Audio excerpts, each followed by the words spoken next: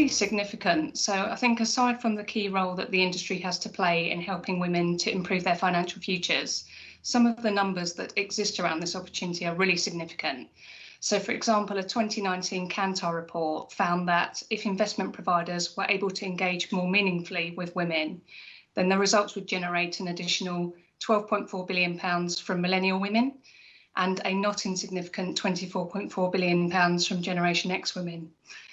Moreover, according to the Centre for Economics and Business Research, by 2025, over half of all UK millionaires will be women. So it's a really big market.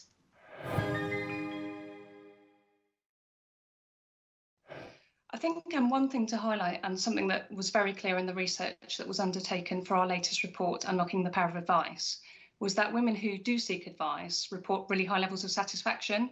Their feedback is overwhelmingly positive. So the challenge seems to be encouraging women, and especially younger women, to seek advice in the first place. We found that twice as many men aged 18 to 34 would seek advice compared with women of the same age.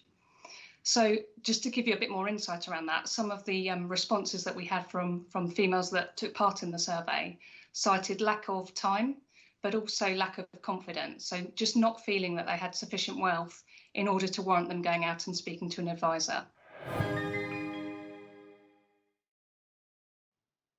Yeah, there were lots of thoughts and ideas in this area, from considering whether we maybe need to rebrand so that we better speak to women and we're more appealing to women, to thinking about how we engage with women throughout their lifetime, at key life stages when advice will be most relevant to them.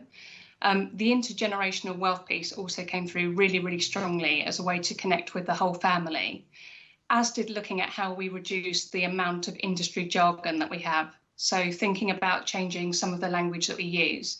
A really, really good example of this, something that came out of the conversation, was the term wealth, and just considering how that might be off-putting to individuals who already feel like they don't have sufficient investable assets in order to go out and speak to an advisor.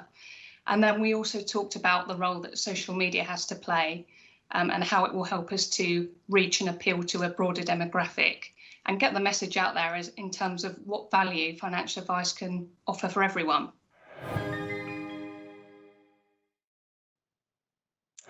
Yeah, again, we had lots of conversation around this. I think there was a sense that if we can reach girls and younger women at school and university age and talk to them about what a career in financial advice can offer to them, then that can only be a positive. There was a feeling that maybe there's a need to educate individuals about what the financial planning role entails, that actually it's not all about numbers, but it's equally important to have the ability and the skill set to be able to build really strong and trusted relationships with clients, and that's equally important in the role. One of the challenges that came out of the conversation that we had was, even for firms who are having success in bringing in females to progress into a career in advice, they're facing the challenge that not enough of those women are actually progressing all the way through. So instead, they may be choosing non-client facing roles, or they are going into other areas within the business. So we need to understand why that is, and perhaps having more role models and mentors would help to bring more people into those advice roles.